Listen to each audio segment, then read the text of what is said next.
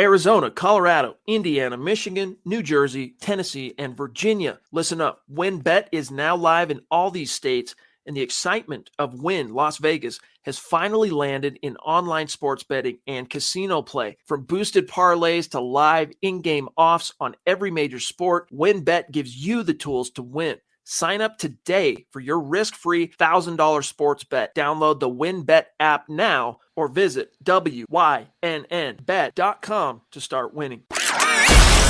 You're listening to the Huddle Up Podcast with Chad Jensen and Zack Kelberman. Join Broncos Country's deep divers at milehighhuddle.com and sound off. And now it's time to drop some knowledge.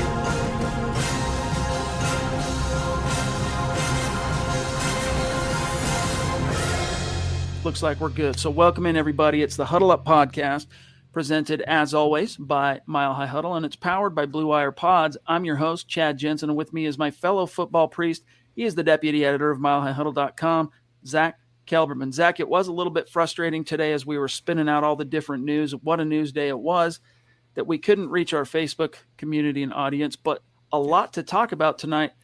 I want to start, though, with Vic Fangio. I can pull it up so everyone can see in case you missed it. Absolutely slamming his former boss, John Harbaugh. What was your reaction to that while I pull it up? Stupid. Completely and utterly stupid to focus on a meaningless play, Chad, when his anger should be directed someplace else, and that would be inwardly. Take the finger that you're pointing at John Harbaugh and the Ravens and do this with it and turn it around on yourself, on Pat Shurmur, on Tom McMahon, and the players that failed the Broncos yesterday. It was a collective failure. And for Vic Fangio to get hung up on the fact the Ravens wanted to run for 5 more yards at the end of the game, if you don't like them, stop them. But you're going to slam your headset down. You're going to come out in the press conference talking about we expected this from Baltimore. And then what does John Harbaugh say in response to that? This was my favorite thing. He wasn't aware of a 13-point play when the Broncos were trying to score and they were throwing at the goal line in the final seconds. That's a very fair point, and he's correct in saying that. So this is classic case of deflection on Vic Fangio's part. It's a lack of accountability on Vic Fangio's part, but it's par for the course. That's what he's done in his tenure as the Broncos coach. He's taken no responsibility. He's always pointing the finger elsewhere, and that's why the Broncos are still looking like the Broncos of old. They look like they were turning a corner, and then yesterday they crashed right back down to earth, primarily because the coaching let them down. And what does he do the next day? He doubles down on that, and then you have a player like Kareem Jackson coming out, and what does he say? He was asked about the Ravens running the ball, and this is a guy who plays defense on the field, Kareem Jackson. He goes, I don't really give an S. So, that says to me, maybe there's a disconnect here between player and coach if your head coach is hung up on the fact in a meaningless circumstance, the Ravens ran for 5 more yards when the player on the field in Kareem Jackson saying, listen, I really don't care. We have to be better. What Kareem Jackson said is what Vic Fangio should have said. And it's really sad that a player has more accountability and a player that's not really loyal to Denver. He was a mercenary who came over from Houston. This is not a born and bred Bronco. But when he has more accountability and he's saying the right thing on the podium, that's a problem when your head coach isn't doing the same. I found it laughable. Here's what he said, pardon me, and then I'll give you my thoughts on this. This is Fangio, and it's kind of ironic, Zach, because he caused such a stir, pardon me, today, and he didn't even bring it up last night. Now, in fairness, he wasn't asked about it after the game in his post-game presser. He was asked about it today, so he chose to drop what I'm about to read to you. Here's what he said, quote, yeah, I thought the final play. Now, real quick, what was the final play? There's maybe some people in our audience scratching their heads, Zach. After Drew Lock threw that interception in the end zone, Ravens got the ball back with 3 seconds to go. Instead of traditionally kneeling on the ball, game over, they ran a quarterback sweep left, whatever you want to call it, to pick up. They were going for 5 yards. They got it. Why? Because they had 42 consecutive games of 100 yards rushing as a team, and the all-time record, the streak, is 43, set by the Pittsburgh Steelers back in the 70s. And so they had a record on the line. They decided to go for it. They got it. And so here's what Fangio said, quote, yeah, I thought it was kind of BS, but I expected it from them. 37 years in pro ball. I've never seen anything like that, but it was to be expected, and we expected it.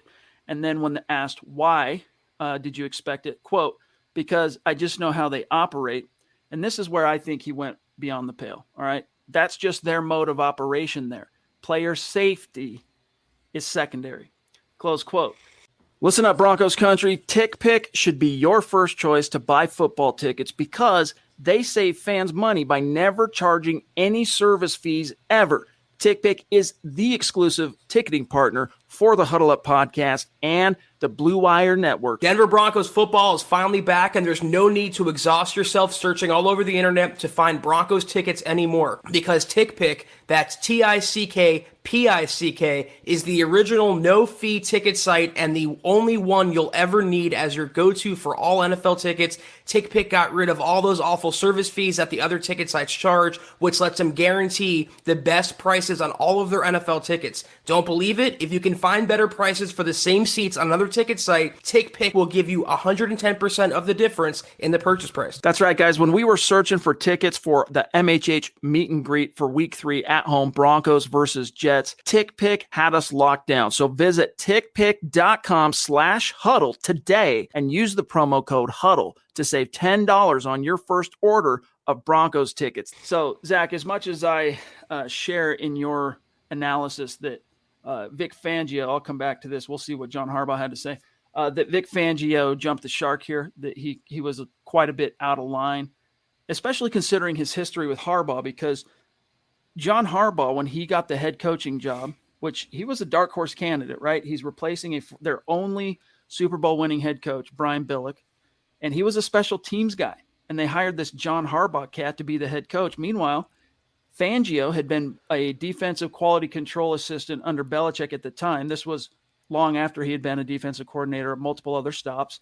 So for 2 years, he held down the fort under Billick. And then when Billick went, bye-bye and Harbaugh came in, Harbaugh did not have to keep him, but he did. And he also promoted him, made him a linebackers coach for 2008. Then, Zach, what happens? Well, 2009, little time passes. Fangio ends up also having a little stop off in Division I football at Stanford, only to then become the defensive coordinator under Jim Harbaugh in San Francisco.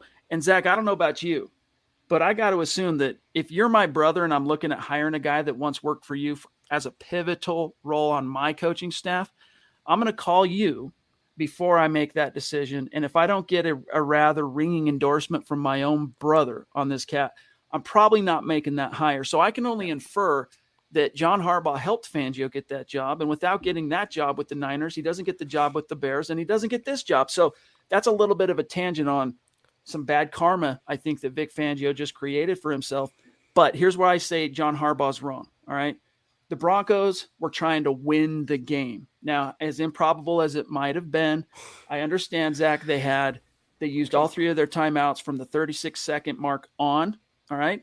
And it was a 16-point margin. I get that, all right? But ask Tim Tebow and the 2011 Broncos about the improbability of how games can be won and lost in the final 2 minutes of an NFL game. So I don't think you can quite compare those things. But the way that Fangio acted as if it was throwing all caution to the wind to run one sweep left as time expired, it's one of those things, Zach, it's kind of like when you hear the punishment doesn't meet the crime or whatever, doesn't fit the crime. In this case, Fangio's reaction was out of proportion from whatever modest transgression Harbaugh might have made. Well, I mean, Vic Fangio is delusional. With a Broncos offense that scored 1 touchdown the entire game, they were going to score 16 points in a matter of seconds, Chad. I mean, I understand that you play till the final whistle, you play for pride, but when you have a collective meltdown, a collective failure of that magnitude, when it's an early season playoff game, according to Von Miller, and you lay an absolute egg, and on top of that, you condone the bad performances of your coaching staff, you're reluctant to get rid of Tom McMahon, and despite all that, you turn the finger on one meaningless run play? I just, it's so the classic case of deflecting to me, and I hate the lack of accountability, the lack of responsibility on Vic Fangio's part. All this does now is create a distraction in the locker room for the Broncos coaches, for the Broncos players. Vic Fangio made himself and the Broncos a national story when they should not have been. He could have said no comment. He could have said it is what it is. He should have said exactly what Kareem Jackson said. I don't give an S about it. We have to be better. We have to play better. And if you don't like it, stop them. The Ravens, they had the same right to run a play in that scenario as the Broncos did near the goal line. Until the clock hits zeros, you can do whatever you want. Just because you should kneel down doesn't mean you have to kneel down. And for Fangio to come out after that game, it wasn't like they lost by 3 points or one possession, Chad. They got blown out pretty handily. That was a trouncing on the part of the Ravens. And for you to come out of that and focus on the fact they ran a 5-yard play, I mean, I think John Harbaugh said it best. What's meaningless to them is not meaningless to us. And they have their own sets of morals. They have their own goals. They have their own values. And those maybe don't match the Broncos. But you know what? That team came out on top. That team was the much better team yesterday. And again, instead of Fangio doing this, he should have turned it around and did that, because that is where the problem starts, with himself, his coaches, and a lot of the players that took the field yesterday. Not the Ravens running a 5-yard play as time expired. Let's grab this super chat real quick from Brian. Appreciate you jumping in early, my friend. He says, Fangio should body slam himself. I was kind of high on him, but the defensive play calling for this entire game that wasn't working and stayed the same. Yeah, it's safe to say I'm over him. Yeah, it was a little bit disappointing. Like, on one hand, you know, as a fan of the Denver Broncos, I think it's instinct for people to close ranks around their guy, whether it's a head coach, a player that might have said something dumb, and defend him. All right. On one hand, I understand why Fangio might have been irked in the moment over that. Like, come on, man. You beat us by 2 scores. Let's go. Why are you doing this? I understand that. But he screwed up, guys. Like, this was a bad PR. He stepped in it big time. Made himself look foolish, made his team look foolish and petty. And as you said, Zach, it really makes it come off like he's trying to pass the buck in a way, you know, where he's trying to hide the P in one of those, you know, games. Follow the P. You're moving the cups around. It's not my fault. Let's talk about our righteous indignation at the Baltimore Ravens. I just don't understand. I don't understand why that you come out of that game. I know emotions are running high. I mean, we have the Gut Reaction podcast right after the game for that reason, to be emotional and to really tell what we're feeling inside. Not maybe logical, Chad, at the moment, not really level-headed, but what our gut reaction, what our emotions are telling us. It was I'm not going to say a hard-fought loss. It was a tough pill to swallow for the Broncos at 3-0 to get trounced at home by the Ravens. But when you focus on that, you don't focus on the fact that your offensive coordinator ran 5 running plays in the second half with your backup erratic quarterback. You don't focus on the fact your special teams coordinator let another big punt return change field position and change the complexity of the game. You don't look to the fact that your defense broke and allowed Hollywood Brown, who couldn't catch a beach ball in week 3, make a miraculous touchdown and split the highest paid safety, or whatever he is now, Justin Simmons, in the NFL. Those are the things that matter. Those are the reasons why the Broncos lost the game. Those are the fatal flaws of the Broncos, not John Harbaugh wanting to extend a streak on his own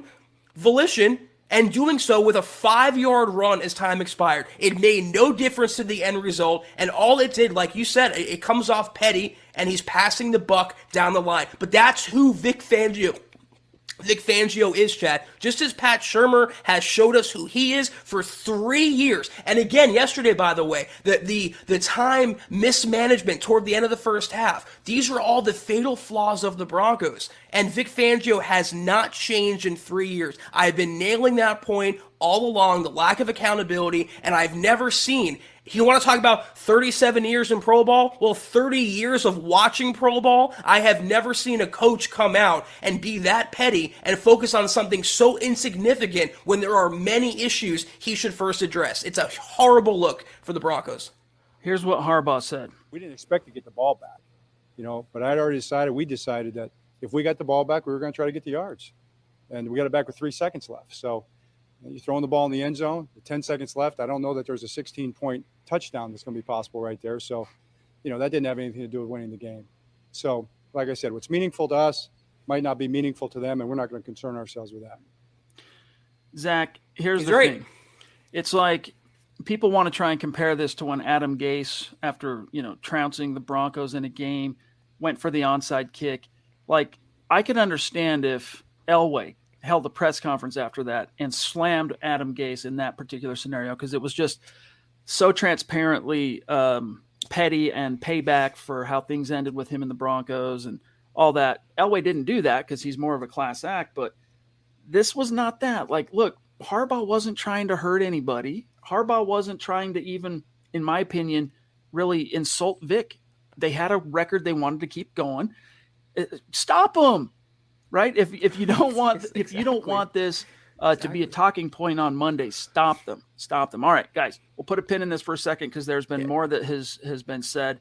Lots to get to, including, now, if you guys saw, we weren't sure if we were going to be able to do the drawing for the Justin Simmons jersey for the month of September for Facebook. We got YouTube ready to go, the drawing. We got Facebook ready to go, but we weren't sure we were going to be able to do it because we didn't know if we were going to actually be able to connect to our audience, the very Facebook community that is in the running for that drawing. So we're like, we better put out a tweet just in case. So ignore that tweet. We're connected to Facebook. And so without further ado, Zach, let us see in this old school. This is the first MHH hat that was ever made, by the way, that I hold in my hand. Maybe one day I'll raffle it off with a signature on it or something. Here we go. I'm not looking. Let's see who the winner is. Drum roll. Here we go. Thank you, Scott.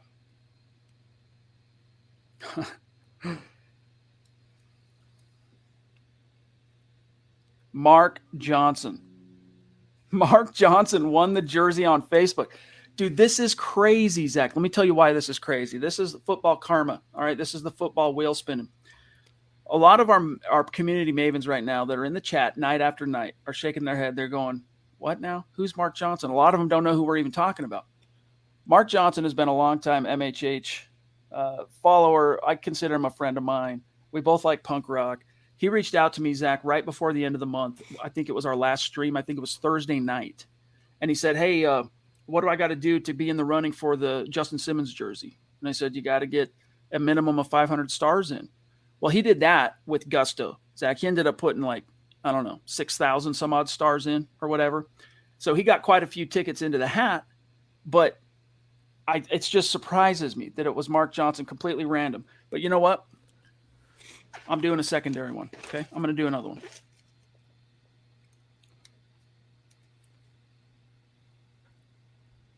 Michael, Ron, Keogh.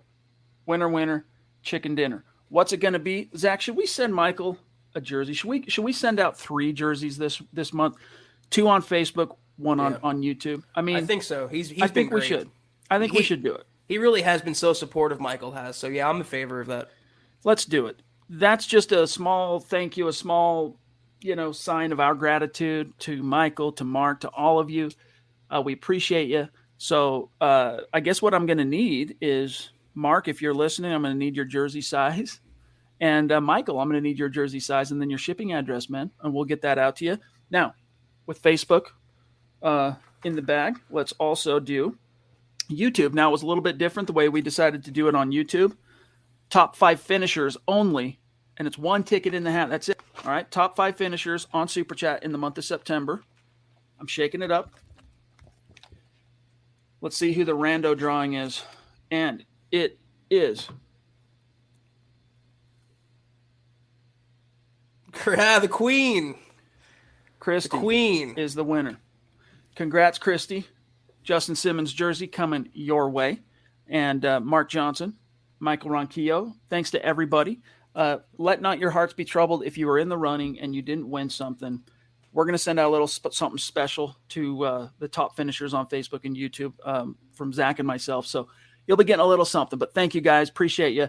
We have a new one going for the month of September. It's Pat Surtain this month. So if you want your ticket in the hat on Pat Surtain on Facebook, you know the drill. same as on Facebook or on YouTube. Real quick, Zach, we've kind of been getting away from this, but I want to remind everybody, leave your football priests a 5-star review on Apple Podcasts for a chance to win some swag, so as not to completely derail the juice from the Justin Simmons drawings. We will draw one for September because we had a lot of great listeners go and give us the reviews on Apple in September. We'll do the drawing for that on Wednesday. Okay. All right, Zach, let me get back to one other thing here that Harbaugh said. Okay. Now he's being told of what Fangio said today in real time. So he didn't step up to the podium and have any like prepared remarks knowing that this was going to come up. Like he was informed of it on the stand. Fangio, meanwhile, even though he couldn't guarantee and be sure he was going to be asked, odds are he probably had kind of a direction of which way he was going to go if he was asked. Here's what Harbaugh said. Oh, I got it in the wrong one. Hold on, let me pull it up here. He talked about, Zach, the insult, which it was. I mean, I don't know how you could interpret it any other way than Vic Fangio insulting John Harbaugh by saying, it's one thing to like criticize their decision not to kneel on it, but to say that it's a sign of your overall philosophy and disregard for player safety. I mean, that's a true shot across the bow. He said, quote, this is Harbaugh. That's one of those things that's meaningful. Oh, wait, no, that's not it. Sorry. He said, where'd it go? Dang it. I'm sorry, guys. Let me find it.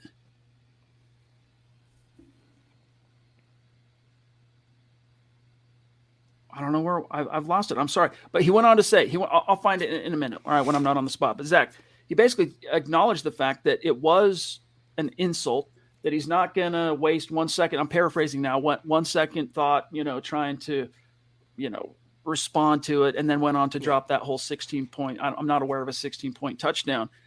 Do you think John Harbaugh handled what he heard Vic Fangio said correctly? I think he did. I think he handled it a lot better than I would have. First of all, Chad, he could have been equally as petty.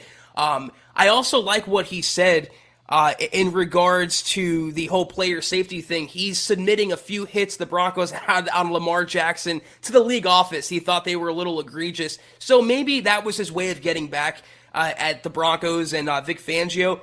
But when you accuse an organization of not caring about player safety, that is one of the biggest insults you can lob at an opposing coach. And what Harbaugh said is, we had a good chat before the game. He thought they were on good terms. And the only thing that changed was that Harbaugh's Ravens beat the crap out of Vic Fangio's Broncos. It was Vic Fangio feeling sheepish and feeling bad and feeling embarrassed that his team no-showed in an early season playoff game. And why do you think he was so emotional and so reactionary about that 5-yard run that made no difference to the game and injured no players? Because Vic Fangio wanted to be the coach that ended that streak.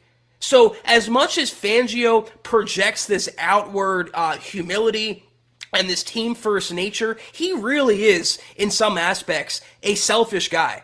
And I'm just throwing it out there. The fact that he would get that angry about it, I mean, the lady doth protest too much, Chad. That's exactly what I thought of when Vic Fangio made those remarks. It seems like his ego was so badly bruised, he was looking for any point to make about the Ravens. But to drag it through the mud publicly, and then the Broncos now became a headline, Vic Fangio became a headline, that doesn't bode well for a 3-1 team whose quarterback is in concussion protocol. Now that the bloom is off the rose, and they're facing another tough AFC opponent coming up in the Steelers, it's just a distraction and a storyline the Broncos did not need, and it smacks of a badly bruised ego, even though Vic Fangio claims he doesn't have one. He very much does.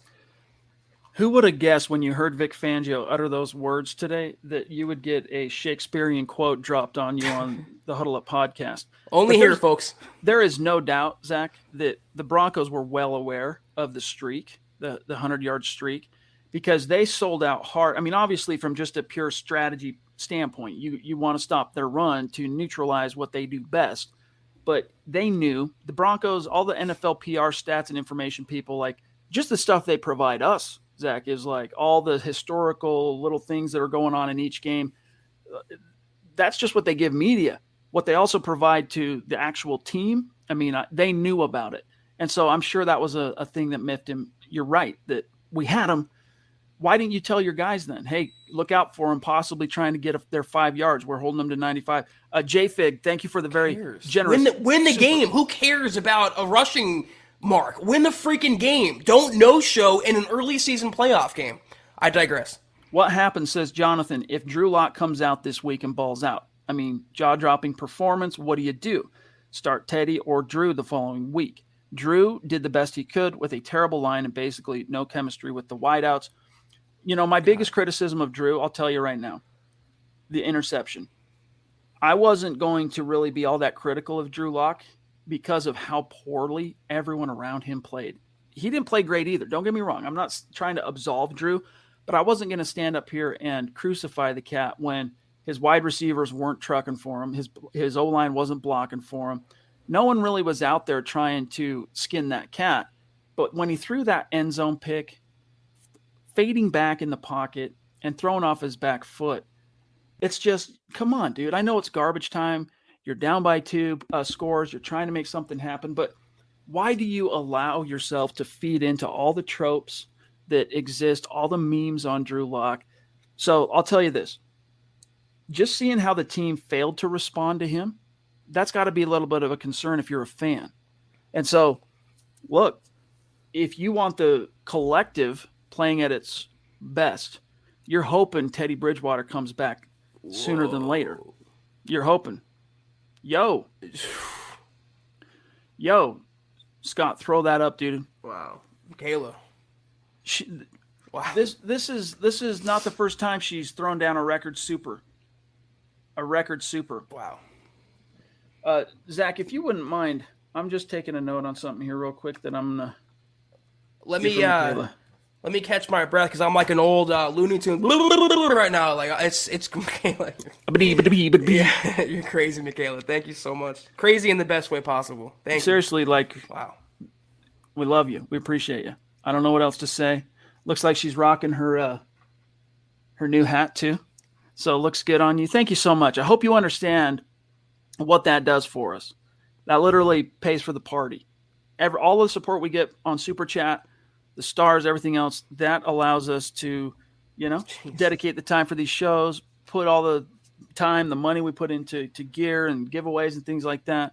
Having a guy like Scott Kennedy here to help us out on a nightly basis. I mean, these things cost money. And if we didn't have your support, we wouldn't be able to do it. So, Michaela, love you so much. She says, Fangio is a joke of a coach. Ask a head coach. You must take ownership, not worry about the other team wanting a record. I understand, Zach, if he would have been miffed by that. I totally get it, especially in the face of defeat like that, humiliating. I get that. But he really did embarrass himself and the team today by saying what he did. If he would have just not said the whole bit about they don't care about player safety, he could have survived it. And it's not to say that it's going to turn out to be a fatal mistake. I'm not saying that. I'm just saying he could have survived the PR storm, crap storm, that is now completely swirling around Dove Valley. Because for you to come out, I mean, Zach, where was this comment? Where was this fire in the belly when the NFL completely bent the Broncos over a barrel last year, when the New England Patriots decided to go out and be a little cavalier with their security policies on the virus and bring it into the building, and the NFL rescheduled 3 of Denver's games, and we all know why. Took away their bye week, all that stuff. They kowtowed to the Kraft Belichick ticket pressure, whatever you want to say. Fangio did complain about whiners and bitchers at the podium, only to then, I was told by PR, that he wasn't talking about New England. He was talking about his own players, whining and complaining about things that are not within our control. That's up for interpretation, whatever. But where was that fire in the belly then? You again, the response is not commensurate with the transgression. I mean, first of all, Michaela, what more can we say that we haven't said already? We didn't say to you in person at the meetup. You are truly one of a kind. You are incredible, and we appreciate you more than you know.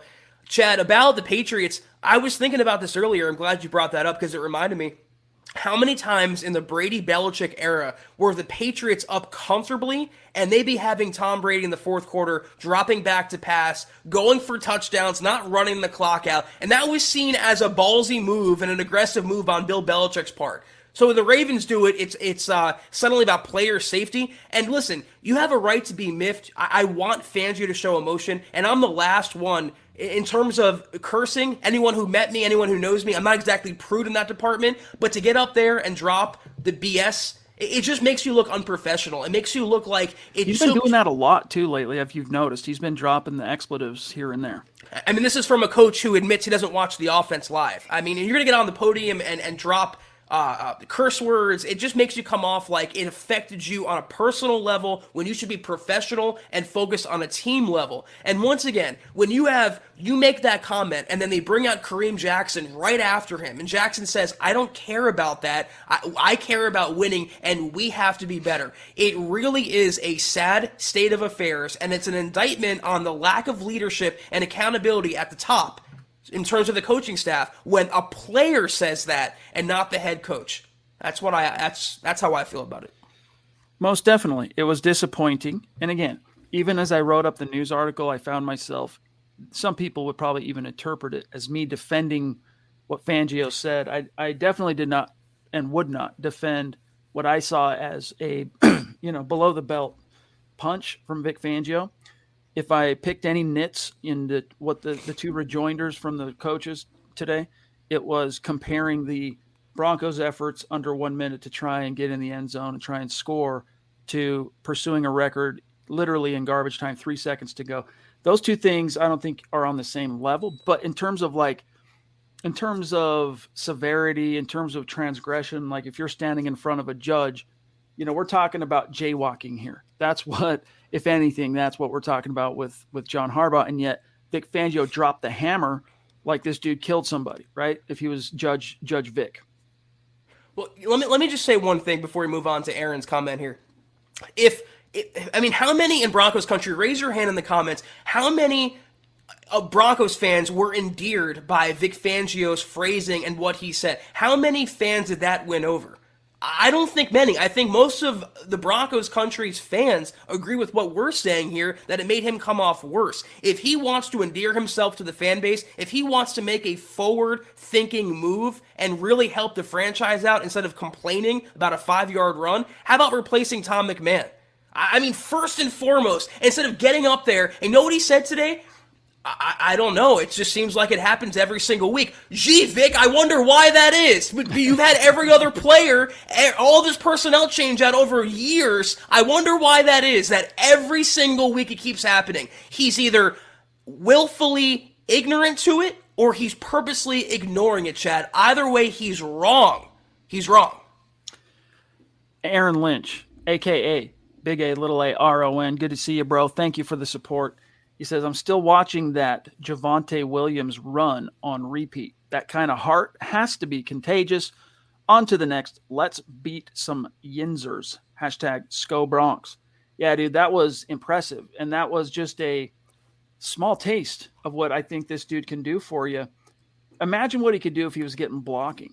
I mean, once again, guys, the Broncos blockers, the offensive line was atrocious, completely terrible. Not only in opening up any holes, I mean, the actual production that Melvin Gordon and Javonte had on Sunday, and remember, Melvin was over 5 yards per carry, Javonte was over 7. That was mostly due to their own kind of vision and effort. The holes weren't really there. And even Vic Fangio said, hey, why'd you go away from it? The run. He was asked, why'd you go away from the run? One night he's like, well, it's just, we started off with a bang, but it just got stingier and stingier as the game wore on. That doesn't mean you go away from it. They acted as if when Drew Lock entered the game, Peyton Manning, circa 2006, was suddenly on the field, and you could throw it 40 times in the second half. You got to present that plausible threat that you're going to run. And by going 5 times, that's what you said, Zach. 5 rushes in the second half. This was not a 30-point differential here. It was 10 and then 13 and then finally 16 toward the end. But it just smacks of coaches that unfortunately are proving the veracity of the Peter principle, which is you are promoted to the level of your own incompetence, and eventually that incompetence comes home to roost. You mentioned how good it would be if Javonte can get blocking. How good would it be if they had a coordinator that was committed to getting him the ball? 5 rushes in the second half with the game still fairly in reach. And with an erratic quarterback that you want to hide and mask as much as possible, you don't hand the ball off, and your excuse is it got stingier as the game wore on. That's football, Vic. You're a defensive mind. You should know that more than anyone. It doesn't mean you go away from it. It doesn't mean that when you get punched one time, you run away. You stay in the fight, and you fight until you can't fight anymore. Let me just say one thing, because this comment's blocking me. I'm going to do it up here. This is what the Broncos need. This is what the Broncos need right here. I'm not going to say the word, but you know what I'm doing. This is what the Broncos don't have from Fangio on down. These. Alexander, appreciate the stars, my brother. He says, can anyone identify an underlying philosophy or really any area of schematic proficiency in Pat Shurmur's tenure as OC in Denver? Hey, you got a flair for the vernacular there, Alexander. I myself cannot. As for Vic Fangio, he may be a huge defensive genius, but he has now shown a penchant for pettiness and unnecessary drama. I flew into town to see this game as a birthday present to myself. I can accept a loss as a fan, but there is no reason to stand up for a small man. Dude, you should have come last week, dude. You should have come last week. But what's your reaction to Alexander here? Vic Fangio, if that's what he's saying, he did come off very small. He comes off very petty. He comes off like he took it as an ego shot when he put himself before the team. He put his defensive prowess and him being the one to end the Ravens streak above the overall performance of the Broncos, which was so lackluster and so unlike the first 3 weeks. And it showed that maybe Vic can't hang with the big boys. Vic can beat up on the little kids on the playground like the Urban Meyers and the Joe Judges and the Robert Salahs, a first-time head coach and a first-time quarterback, and Zach Wilson, a rookie quarterback. But when you face a Ravens team that has a Super Bowl winning head coach and a former MVP quarterback, and you come off that small and your team no-shows, yeah, not a good look at all. The Queen jumping in with another very very perceptive comment here. Thank you, Christy. And we need to get your size and stuff on the jersey. Don't forget. She says, outcoached, outplayed, unprepared. It's crazy, Zach, because Vic Fangio stood up at the podium post-game and was basically complimented on how the Broncos stopped the run. And against a prolific rushing team like the Ravens, they did do a good job for the balance of the game to kind of limit that, especially from Lamar. But then, as he pointed out, hey, it kind of backfired basically because we sold out so hard to stop the run. And this is like Lamar Jackson living in the heads of those DBs rent-free and the freaking linebackers, man. Justin Sternad getting sucked up by all those RPO play fakes, man. Like, it was painful to watch at times. But it backfired. It was all for naught, however you want to look at it, because they allowed him, Lamar Jackson, to achieve only his second 300-yard game ever. Isn't that kind of crazy to think that as a reigning MVP and one of the star quarterbacks in the league, he only had one 300-yard passing game going into this particular game? I mean, Drew Lock, he got that as a rookie, right? Just in the Houston game. The Broncos allowed, because they were so committed, Zach, to stopping the run, and they did a mostly good job at doing that it left them vulnerable in other areas. They weren't able to walk that razor's edge, and that's obviously easier said than done, but that's what an elite defense can do, and the Broncos showed you on Sunday they're not quite there yet. Doesn't mean they can't be that or become that, but they're not there yet.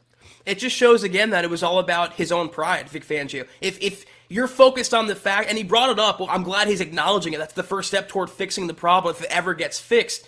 But when you are focused on a 5-yard run, when your secondary and your highly paid safety was turned around and burned the entire game, when your first-round rookie was made to look like mush, like a 5th-round pick, you have bigger problems. I don't like his tone. I don't like how he came across.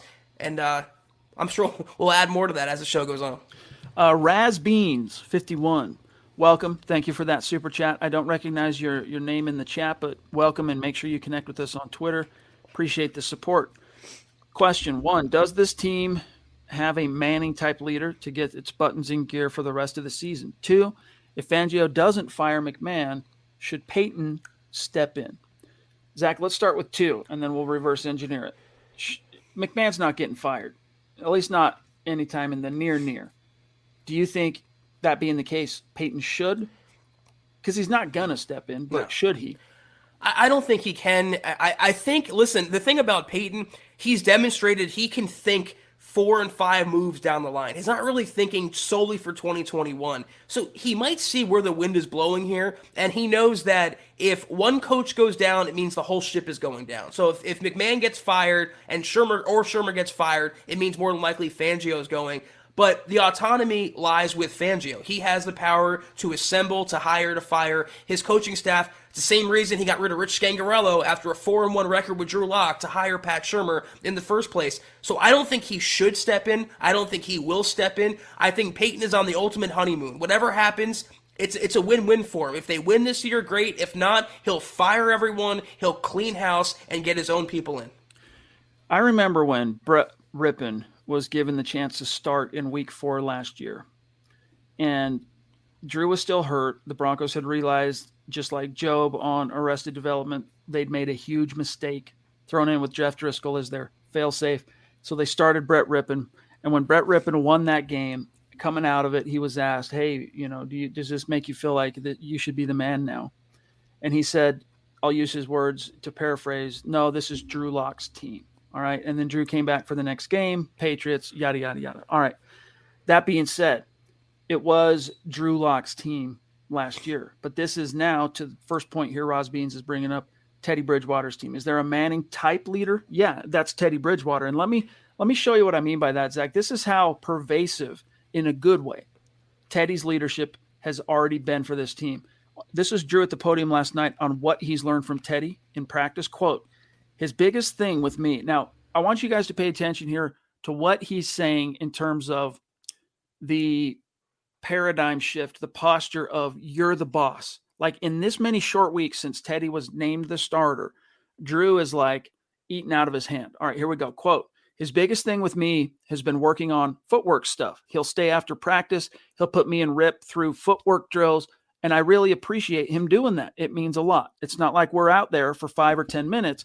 We're out there for 20, 30 minutes at a time. Then we go in there on Tuesdays. We're all sitting together, and me and Brett, we're all open ears. What does Teddy think about this defense? What is he seeing?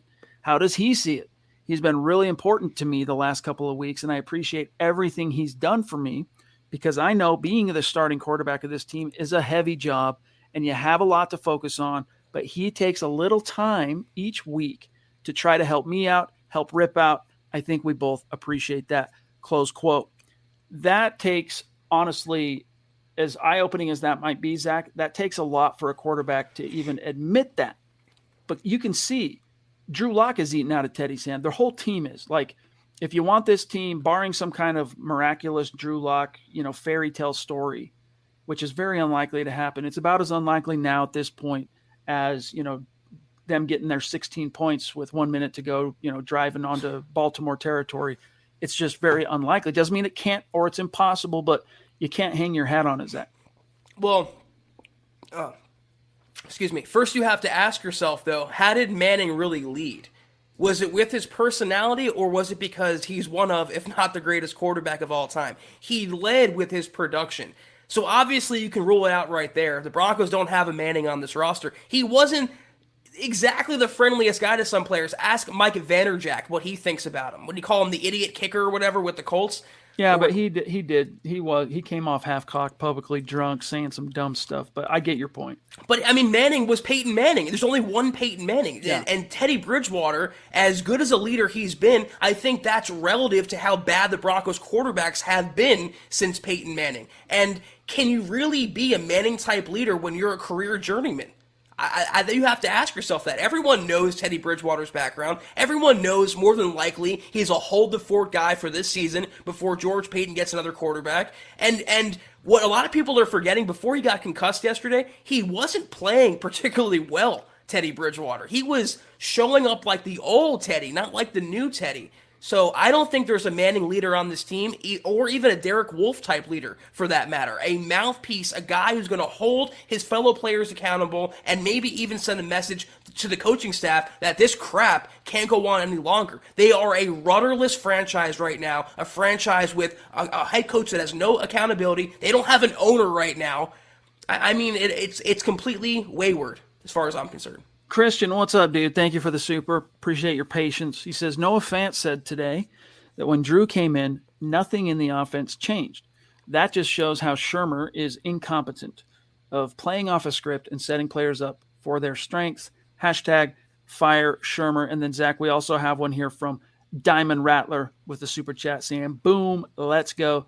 Diamond, I was looking for you at the meet and greet. I was rocking your medallion. I hope you saw that in the pregame and the gut reaction, but maybe next time, my friend. Yeah, I mean, I don't know how many times we got to say it. Pat Shurmur's game plan, whether it was Teddy in there, whether it was Drew, it was tone deaf. To say the least. And you know one thing about Christie's comment, she said outcoached, outplayed or whatever, outclassed as well, I want to add. But also, she's right. But how many times have we come on this podcast, Chad, since 2019 and have said that about a Broncos game? That Vic Fangio or Pat Shurmur or Tom McMahon or whatever have been totally outplayed, outcoached, outclassed. It's a continuing problem that's not getting any better. We got one here from Andrew Lampy with some stars on Facebook. And as we grab his comment, let me quickly also just we're at 43 minutes, but here's where we're at on today's stars, working towards the Pat Surtain goal. Randy Jones at the top. And Randy, we got a little something coming for you, my friend. Claude Riley, pardon me, Alexander Emmert, Lawrence Rivera, Travis Weber, Andrew Lampy, Gary Leeds-Palmer, Mark Johnson. So, Mark, you won. You won. Dude, you won the freaking jersey. And so did you, Michael Ronquillo. Appreciate you guys. But here is what Andrew says. And why the F can't this coaching staff adjust the game plan? It was working early, and then the Ravens adjusted, started kicking their butts, and Denver made little to no adjustments that I could see. Yeah, sometimes as a football priest, what we have to do is sit here and be we got to allow you to exercise the demons and get things off your chest, right? And get things, unburden your soul, so to speak, your football soul. It really did feel that way. Now, I think that, again, things were going okay. It was a pretty solid kind of back and forth bout until that play where Garrett Bowles got put on skates, Teddy got sacked, and a couple plays later, Lamar. And that's what you do in the league, by the way. This is just like, you can set your watch to it. When there's a sudden change on the field, the coordinator, the offensive coordinator that just got the ball, they're looking for a play that's going to catch them off guard, that's going to catch them sleeping a little bit. And that's what that play was, man. So as a defense, you got to be expecting something like that to be coming. And the Broncos, unfortunately, did not appear to be ready for anything like that when Hollywood Brown blazed right between splitting Kareem and Simmons. And here's Seth Harmon, then I'll serve this over to you, Zach. Thank you, Seth. He says, I am not as fired up as Vic, but the final play was dumb. If a Bronco would have got hurt, that would have sucked. Yeah, that's another thing, Zach. It'd be another thing altogether if someone had gotten hurt on that play, which to my knowledge, nobody did. If my aunt had balls, as that expression goes, I mean, it's just, I don't care about what ifs. I don't care about those hypotheticals. No one got hurt. It was a meaningless play. The Ravens wanted it, and the Broncos couldn't stop it. That's what it is. In terms of not adjusting, that's exactly what happens when, in this day and age in the NFL, the Broncos hired a 60-year-old defensive mind, and they paired him with a 58-year-old, twice fired former head coach who's been bouncing around the NFL. They went completely the opposite direction that the wind is blowing in the NFL, and you're seeing why now. And also, what I've learned about Pat Shurmur and the Broncos and Fangio, they are such a script-dependent kind of team. When one little thing, when they hit one pothole, that's it. They go into hysterics. And by hysterics, I mean they don't know how to react. They cannot handle adversity. They cannot overcome a sack. They cannot overcome a long Hollywood Brown touchdown because everything has to be working perfectly, or else, as you see, the coaches are forced to fend for themselves. And when you have a head coach that doesn't watch the offense, admittedly, and when you have an offensive coordinator who's calling plays from 1995, that's a bad situation. They can rely on their talent for only so long. You can beat up on the Jets and the Giants and the Jaguars with that talent, but when it's mano a mano, when it's Vic Fangio and Pat Shurmur versus John Harbaugh and Greg Roman, I'm taking the latter 10 times out of 10. Here's one from Cody W. Good to see you, Cody. Thank you. The defense had some good stops. The offense did nothing. Offense definitely did nothing. I mean, after that one drive where they got some points, I mean, it was crickets. And the defense, they had a few small wins. But in the final analysis, when you look at this thing from the macro level, again, it's not easy defending a quarterback like Lamar Jackson that's just as liable to burn you with his legs as he is his arm. In order to effectively contain him, you have to be able to, through discipline, long film study, and preparation, walk that razor's edge, and they just couldn't do it. You could tell the edge rushers in particular, man, were very timid in their rushes, and on purpose. Like Fangio probably told Vaughn and told Malik Reed, hey, if you see it and you can beat your man, take it. But, like, we got to contain this guy. We got to contain the edge. Let's hope we can win with our interior pressure. And Draymond Jones, he was getting there initially. Then they started double-teaming him, and all she wrote. That was all she wrote for interior pressure. And then it was, carte blanche for a while there for Lamar Jackson. Because the Ravens adjusted, because they have competent coaching, and the Broncos never counter-adjusted. That's exactly the problem. And where were the playmakers from week 3? Where was Alexander Johnson making plays? He was absent. Where was Shelby Harris, who's been such a disappointment this season? He was absent again. Vaughn was still Vaughn. They had some nice... Caden Stearns had a great game. He was pretty much the one bright spot on defense. But you know what's crazy, dude? He only had 7 snaps. And 2 sacks. I mean, it's and a pass breakup. Great game for him. But other than that, though, why was the most dangerous opposing receiver matched in zone coverage against 2 safeties that he split right down the middle? And why was that continuing to go on? I looked up later in the game, and it was Kareem Jackson one-on-one in zone coverage again. That's a coaching deficiency, and for whatever reason you want to come up with, it's still a problem the Broncos have. That's why, because you don't have stalwart vision and leadership at the coaching level, this is not a team set up to win probably with Drew Lock. I still think they have the talent to, but it makes me question whether if they really had to turn to Drew for a significant stretch, you can win with this team. That's why, again, if you want to make anything of this 3-0 start, even the Druthers out there that are just hoping this is the shot for Drew to come back and get his foot back in the door as the starter, you kind of got to be hoping Teddy gets back sooner than later, because he's your only shot to kind of glue everybody back together. Real quick, Zach. Dennis says, sorry, I don't blame Harbaugh. They had a chance to tie an all-time record and set a new all-time record next week. I would have done it too. Hard to fault them for that. I mean, it's not like they committed some, class 1 felony. Here's the thing, though. You mentioned that they're not set up for Drew Lock. I kind of disagree in the sense that if they had elite coaching, they could win with Drew Lock, considering the talent they have on offense. That's what I mean, is because they don't have that.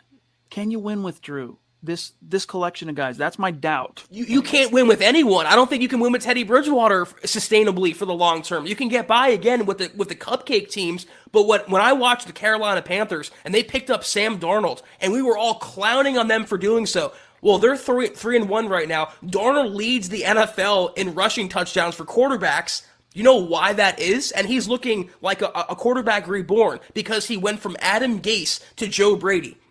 That would be like going from Pat Shurmur to Kyle Shanahan. Coaching makes all the difference. Big A, little A, R-O-N with another one. Thank you, bro. He says, we got spanked. Facts is facts. I'll hold my emotions the best I can till next week, though. It's all about how you respond. Exactly. We're still 3-1. And that's another thing to take from this, guys, is, it's unfortunate that Fangio created this crap storm in PR today, but that 3-0 start provided you a little bit of a cushion to kind of figure some things out. And, week 4 was a little bit of a gut check moment for this team. Is it a pivotal turning point game? Only time will tell. But let me tell you what happens with good teams. When a good team gets beat, whether it's kind of trounced by 2 scores like the Ravens did, or if it's a narrow loss, whatever, when a good team comes up short and loses, and maybe they'd been on a good streak. I mean, think back, for example, to the 98 Broncos. What'd they win? 13 in a row. Then they go out and they get beat. They learned from that. They took those lessons that particular collective failure had to teach them. took them to heart, absorbed them, and it made them a better team in the long run. They were able to just roll through the AFC and win a back-to-back world championship. So if the Broncos do have any sand, this can be a teachable moment for them. Time will tell.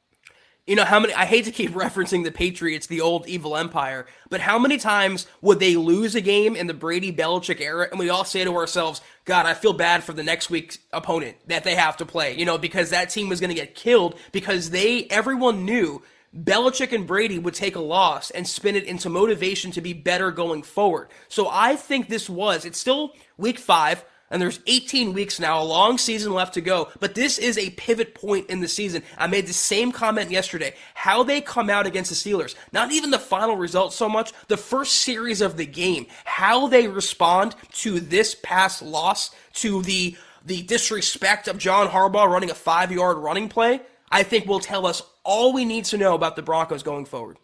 Naj, what's good, buddy? It's great to see you. Appreciate the very generous support, my friend. He said, hey, bros, more I think about the game, the more disgusted I am. Fangio needs to worry less about the last play and more about the game plan. Their excuses for getting away from the running game were weak, and lack of intensity was terrible. Yeah, that's another thing is good teams in those critical games, they get their dander up, and intensity meets intensity, and it's like a playoff game when two good teams are really going at it, even in the regular season. Broncos were so flat. They were so flat. Travis Weber as well, real quick, Zach. Appreciate you being patient, Travis. He says, my thoughts, I get it. It's Teddy's team, but I was disappointed the reaction fans gave Locke and how the team did not respond to him when he's trying to get players going. It wasn't his fault Teddy got hurt. You still have a game to play and try to win. If this is how things are going to be, it will be a long season. I'll support the team from the players to coaching, but blame goes all around. I agree. This is something, Travis, we talked about last night, that as soon as Teddy went out, all the eyes on that offense, they're looking at their toes the rest of the game.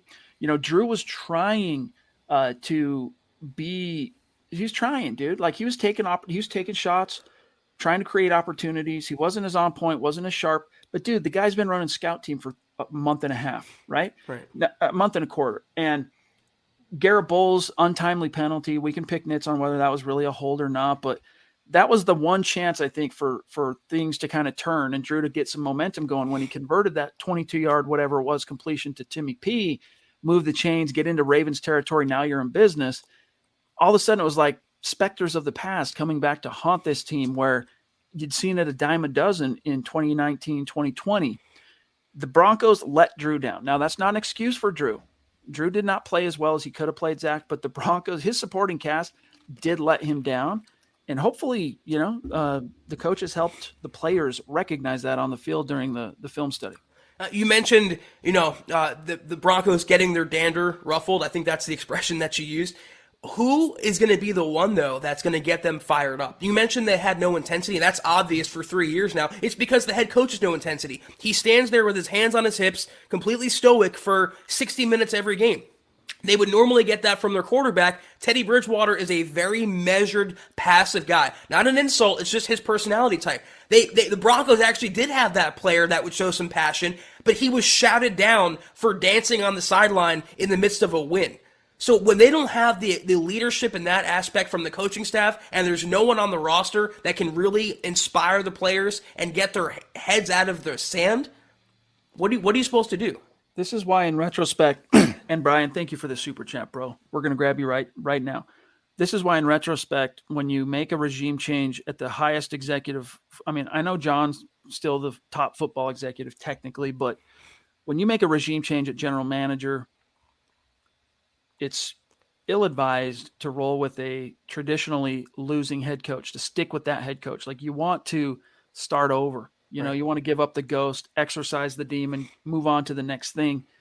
Hopefully this was just a bump in the road. All right. Hopefully all these storylines and things that have bothered us in our subconscious through the 3-0 start that are now very front of brain, hopefully these things are put to bed and the Broncos go into Pittsburgh and handle them. But time will tell. BG says, could you guys explain to me why these idiots in the chat this evening are talking smack on Teddy and Drew over this loss? And don't mention that they were two of a very few that seemed to try to win this game, especially after the half, because I don't get it. Yeah, look, Drew had a hard time rallying the troops, but it's not because he didn't try. he was trying. You could see him out there. Like, Zach, for what it's worth, I saw more like primal gesticulating and this and that from Drew on the field, like energy in that one half than I saw from him in all of his 18 starts leading up to last week. I mean, you could tell that's something that's kind of, rubbed off on him from being around Teddy's not so much a huge rah-rah guy, but when he's displeased, he makes it known with the guy. Now, he probably does it in a tactful way, but I saw that watching him. Like when I was in the Jets game, I spent a lot of time just watching the quarterbacks in between series, and I'd watch Teddy when he'd come off the field. And if it was something that, it was a punt or something, they didn't get points on the drive, dude, he was not just a guy that took off his helmet and went and sat down. Like you could tell, like he was miffed. If there was someone to be talked to, he went and talked to him. Then he sat down, started looking at his cut-ups, and Drew was there through the whole thing. But you know what, BG, let me tell you something. Right now, fans, it was so ugly, and then you got the PR disaster. Fans just want to be disappointed right now. Just let people be disappointed. The thing about Locke, it's like a dog that's been caged the whole day, and they finally open the cage and let him run around. That's the impression I got from Locke yesterday. He was so happy to be playing, and he even said in his post-game remarks, he said it's nice to be out there, getting in the swing of things again with the guys, running the first team and getting the starting opportunities and getting those reps. And I don't blame him for feeling that way. But he's always going to get blamed regardless. He is the resident lightning rod until he leaves the organization. He could have came out and thrown for 3 touchdowns yesterday. Fans would have still picked him apart. The thing about Teddy getting the hate, well, he wasn't playing overly well when he was healthy before his brain injury yesterday. And that's the way that, the playing quarterback goes in the NFL. You're the leader of the team. You bear the most of the responsibility, but it's bad enough that the quarterback went out, the backup quarterback was erratic, and then the head coach, the offensive coordinator, and the special teams boss are all letting the team down as well. There is no one area that was positive yesterday, not one singular area. Lawrence says, I saw the writing on the wall coming last week when Pat started going back to old Pat after he got confident with the 3 wins, and Vic let him take the reins. We need a quarterback that could come out and make the adjustments that our coaches can't. Well, and honestly, Teddy's your best hope for that. But the thing you got to understand, too, about Drew and not looking perfectly on point, guys, is, yes, does he know the offense? Yes. But things have changed since he was the starter, even since the preseason. Here's an example. I'm going to read you this quote real quick on the biggest challenge of being a backup. Quote, a lack of reps is definitely number one. But I say when it comes to some of the minor details throughout the week, I didn't run into any of those problems when I went out there this week, probably because I recognize this is the biggest thing. But some of the motions, some of the snap points that we want to have, where my call is similar to how we used to call it last year, but the snap points now are different. If you don't snap it correctly or at the right time, the play's busted. How are we going to pick up some of these pressures when you're not taking those live reps and seeing all those looks and cuts coming off a clicker or watching Teddy do it? So like I said, live reps is number one. But I think focusing on the minor details as a backup, just if you do end up getting in there and making the production clean, so to say. So it's helping you understand that as a backup, they really, the number 2 quarterback, once it gets to regular season mode, guys, they are rep starved, okay? And not only rep starved, but talk about not just few reps with the ones, no reps with the ones. Shane, love you, buddy. Good to see you. Facebook stars weren't working, but dude, so you head on over to YouTube, you're a prince. But I am in agreement. This team needs leadership in the coaching department.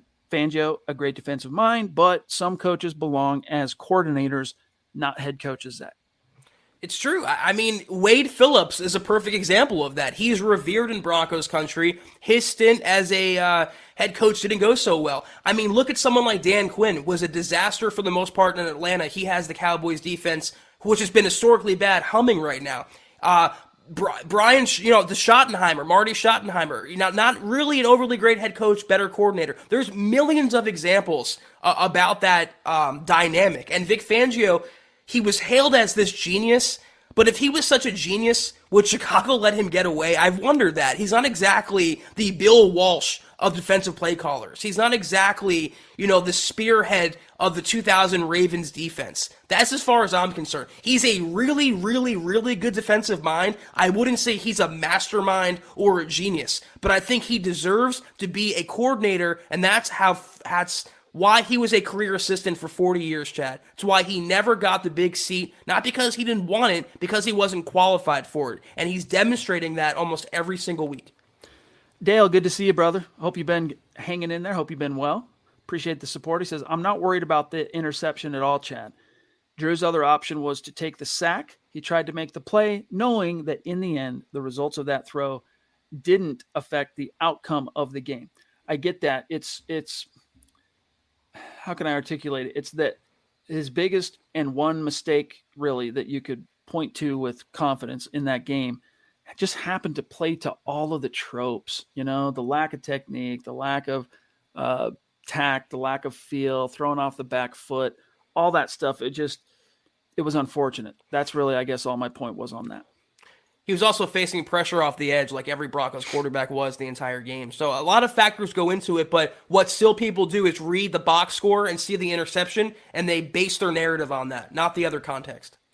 Okay, we've got to grab a few more here, rapid fire style, and then we got to get out of here. Starting with BG again. Thank you, bro. He says, there's so much I'd love to say about this game, but I can't. I love Sutton, but his lack of effort was sad, and I hope he gets reamed for it. Yeah, that was disappointing to me. I really was. Like, I expected more. My estimation of Cortland Sutton was greater than what my perception of him was. Yeah. Watching through a television, man, like, I get it. Your chemistry with Drew, even though you have history together, you didn't play a lot together last year, right? So you got to keep that in mind. They hadn't really played together since the final 4 or 5 games, whatever it was, of Drew's rookie year. And so you kind of expect, Zach, there to be some miscues and some wires getting crossed a little bit, but like to completely, it just seemed like he wasn't responding to Drew's strategy to communicate, for whatever that means. I'll say it again. When Locke came in the game, everyone said, oh, crap, here we go again, guys. I mean, there was a shot of Pat Shurmur in the booth in the third quarter, and he looked visibly disgusted that Drew Lock was under center and not his prize, Teddy Bridgewater. I don't know what Drew Lock did. I don't know whose family member he slept with. I don't know what crime he committed, Drew Lock, but he is not liked within the organization, either by the coaches or by the players. And Cortland, that was disappointing. I didn't think he had that in him. I know receivers are divas, but like you mentioned, it took me by surprise. I thought he was a very team-first guy, very positive guy, and people are forgetting, in 2019, the chemistry that Locke and Sutton had. I mean, Locke would throw it up, and Cortland Sutton would grab it for a touchdown effortlessly. It was one of the most surprising storylines of an overall disappointing season. So for him to get mad because he didn't connect with him or he threw a wrong pass the wrong way, that's what happens when you run scout team, like you said, for a month and a half or so, and you come off cold off the bench. Overall, it's not, looking back on it though, Chad, when you have a head coach that's that petty publicly, is that surprising that one of his players would take that on as well? I know. Chris, thank you. Appreciate you. Stick around, connect with us on Twitter. He says, do you think they're going to use David Moore this week at Pittsburgh? We'll see, man. I don't know. They did use him on Sunday. He did get 31% of snaps on offense. Let me see. That was exactly David Moore. That was 19 snaps, which accounted for 31% of the offensive snaps. So time will tell, my friend. Aaron Lynch again. Hot take. Chargers and Raiders both lose tonight. Broncos country rejoices. Official Raider hater. Yeah, I mean, who you rooting for in this one? Got to be the Chargers, I would guess, right? I'm rooting for the Meteor. There you go. Dinosaurs, here we come. We're going to join you. What's the score of that game, though? Let us know. I have fantasy interest. Looks like it's 7-0 Chargers. Top of the second quarter. BG also threw in, how about the same defense you played the first 3 weeks, or at least start out that way, or change up after the half, just kind of speaking to the lack of apparent adjustments. We feel you. Jesse, appreciate that, super bro. We're running out of time, so I can't flash it, but he says, this staff has to go. I'm off the train.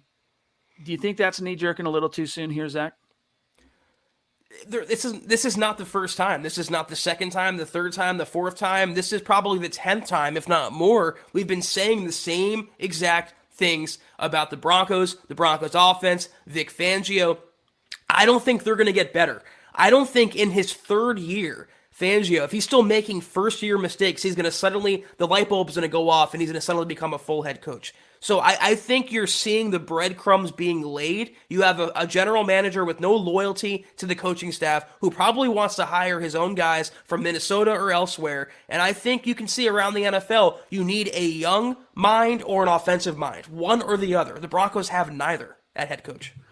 Hey, as we grab Plum Bob here, let's throw up Shane's last one after Plum Bob, who says, in fact, I'm just going to grab Shane real quick. Thank you, bro. Oh, no, that's not the right one. Let me grab Plum Bob first. He says, just got back home from the game. Had a great time in Denver. Just sucks the Broncos couldn't pull the win off. Plum Bob, that's really cool for you, bro, that you got to go. Sorry that it didn't translate to a victory for you, but better luck next time, my dog. Appreciate your support.